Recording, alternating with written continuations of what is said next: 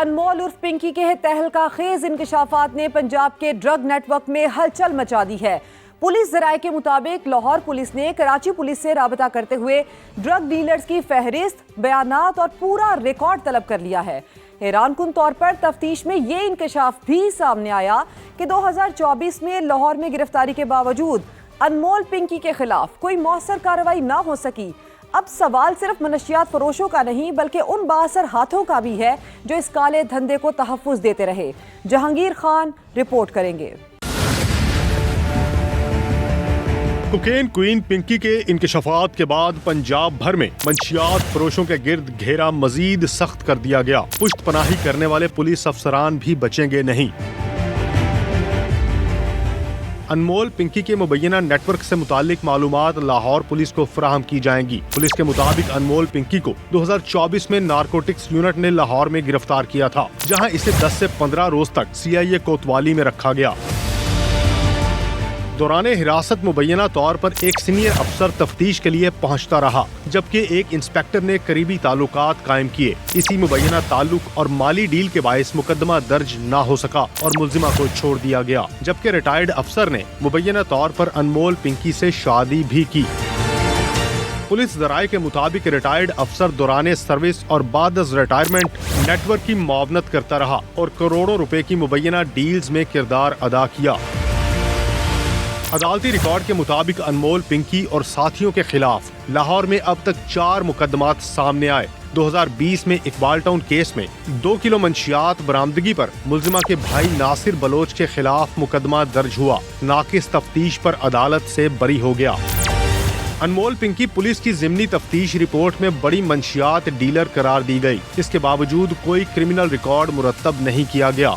Police हुकाम के मुताबिक अनमोल पिंकी के मुबैना नेटवर्क के खिलाफ मजीद तहकीकात जारी हैं। तफ्तीश में गफलत और मुल्जिमा को दानिस्ता तौर पर मुआवनत फराहम करने वाले पुलिस ऑफिसर्स की निशानदही करके कानूनी कार्रवाई की जाएगी। कैमरामैन अहमद रजा और रिपोर्टर अरशद अली के साथ जहांगीर खान, समा, लाहौर। लाहौर में मुनशियात डीलर अनमोल पिंकी और उसके भाइयों के खिलाफ दर्ज मुकदमात की इंक्वायरी में अहम पेशरफ्त सामने आई है। इकबाल टाउन थाने में दर्ज मुकदमे की जिमनी तफ्तीशी रिपोर्ट में अनमोल पिंकी को बड़े पैमाने पर मुनशियात के कारोबार करने वाले मुल्जिमा करार दिया गया है। जहांगीर खान, नुमाइंदा समा हमारे साथ मौजूद हैं। जहांगीर, बताइए, रिपोर्ट सामने आई है, क्या कुछ इंकशाफात मजीद हुए हैं?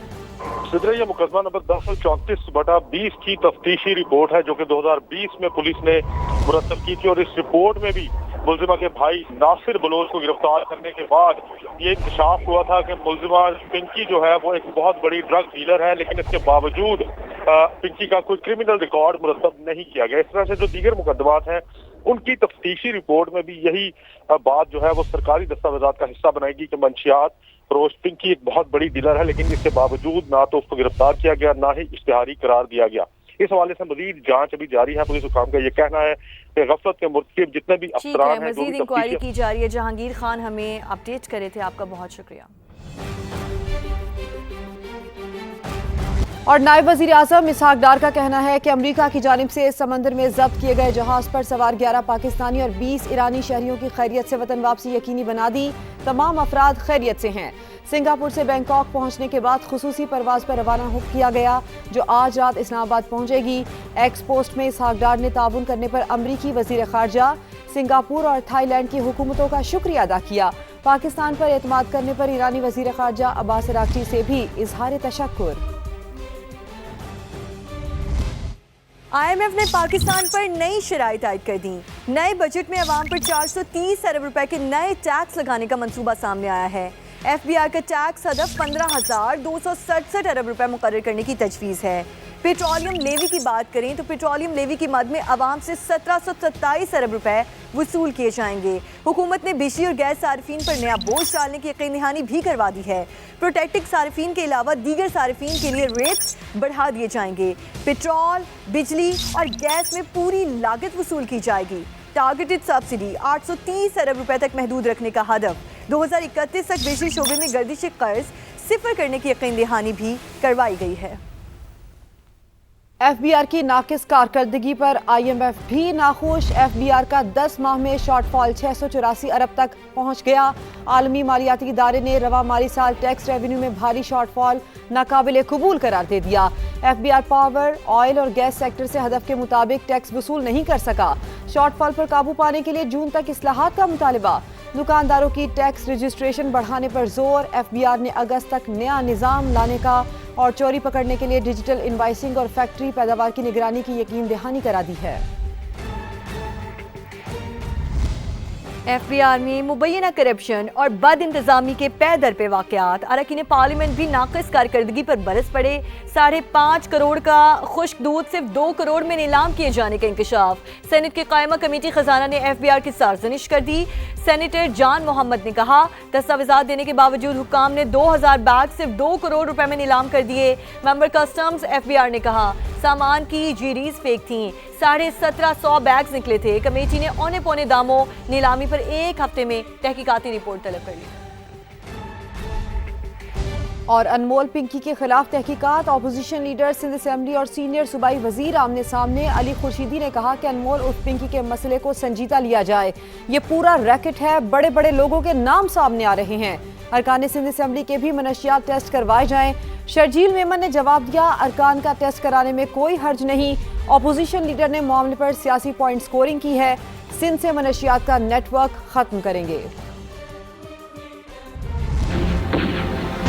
ये पूरा रैकेट है, एक मुनज़्ज़म नेटवर्क है जो कि इस हुकूमत से बाला है। और हुकूमत कौन सी वाली? ये वाली सिंधु। ये वो बेटर नहीं है कि हम बैठ के किसी की पकड़ियां उछालें या किसी के लिए बात करें। जब जड़ से निकालने की हम बात कर रहे हैं तो इसमें हम इस पे पॉइंट स्कोरिंग में ना आए।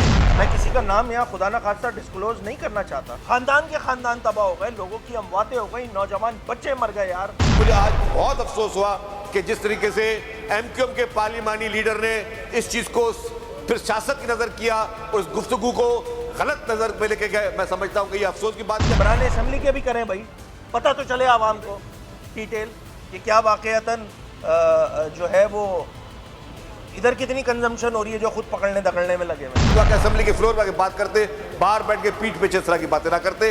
अगर इस तरह की बात करते तो उनकी हर चीज का हम जो है उनको वो जवाब भी देते, शवाहिद के साथ देते, सबूत के साथ देते और हर चीज उनको बताते कि जी चीज है क्या।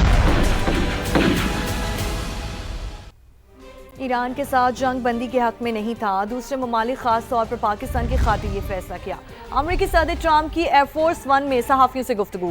पाकिस्तानी क़यादत की एक बार फिर तारीफ करते हुए कहा, पाकिस्तान के वज़ीर आज़म और फील्ड मार्शल शानदार शख्सियात हैं। सदर ट्रंप ने कहा, ईरान 20 बरस के लिए एटमी प्रोग्राम मुअत्तल कर दे तो वो काफ़ी है, लेकिन उसके लिए मजबूत गारंटी दरकार होगी। चीनी सदर ताइवान के मामले में कोई तसादुम नहीं चाहते। ताइवान को हथियारों की मंजूरी देनी है या नहीं, फैसला कुछ दिन में करूंगा। Really did the ceasefire at the request of other nations. I wouldn't have really been in favor of it, but we did it as a favor to Pakistan with terrific people, the Field Marshal and the Prime Minister. 20 years is enough, but the level of guarantee from them is not enough. The missile launches are probably 80% gone. On Iran, it's very interesting. He feels strongly they can't have a nuclear weapon. He said that very strongly. On Taiwan, he does not want to see a fight for independence because that would be a very strong confrontation. We've had a total victory except by people like you that don't write the truth. You know, you should write. I actually think it's sort of treasonous what you write, but you and the New York Times and CNN, I would say, are the worst. कौमी assembly में opposition leader और PTI अरकान ने बानी से मुलाकात, इलाज और केसेस के मामलात उठा दिए। बैरिस्टर गौहर का कहना है कि बानी 3 साल से जेल में हैं। अपील का फैसला 35 दिन में करना लाजमी है। 15 बार सुप्रीम कोर्ट, 24 बार हाई कोर्ट जा चुके, लेकिन इंसाफ नहीं मिल रहा। असद कैसर ने बानी को जेल मैनुअल के तहत अस्पताल मुंतकिल करने का मुतालबा कर दिया। कहा, हमारे बुनियादी मुतालबात तस्लीम नहीं होते तो फिर ऐवान में बैठने का कोई फ़ायदा नहीं। महमूद अचकज़ई ने धमकी देते हुए कहा, वाज़ेह बताया जाए कि बानी से मुलाकात कब होगी। यही रवैया रहा तो हंगामे की जिम्मेदार हुकूमत होगी। बानी पीटीआई के साथ मुलाकात कोई सियासी इशू नहीं, जिसकी यकीन दहानी पार्लियामेंट करवाए। इस मामले के साथ कुछ कवानीन और जेल मैनुअल्स वाबस्ता हैं। कौमी असम्बली में हिज़्ब इख्तिलाफ के सवालात पर वफाकी वज़ीर पार्लिमानी उमूर डॉक्टर फजल चौधरी का जवाब। चाहते हैं अपोजिशन लीडर की वज़ीर आज़म से मुलाकात हो, जिसके बाद ये मसाइल हल हो जाएंगे। वज़ीर आज़म के मुशीर राना सनाउल्लाह ने बानी PTI से मुलाकात के लिए पार्लिमानी कमेटी की तजवीज़ की मुखालिफत कर दी। कहा रूल्स में ऐसी कमेटी बनाने की कोई गुंजाइश नहीं। मुलाकात के मामले पर PTI को दोबारा हाई कोर्ट से रुजू करने का मशवरा भी दे डाला।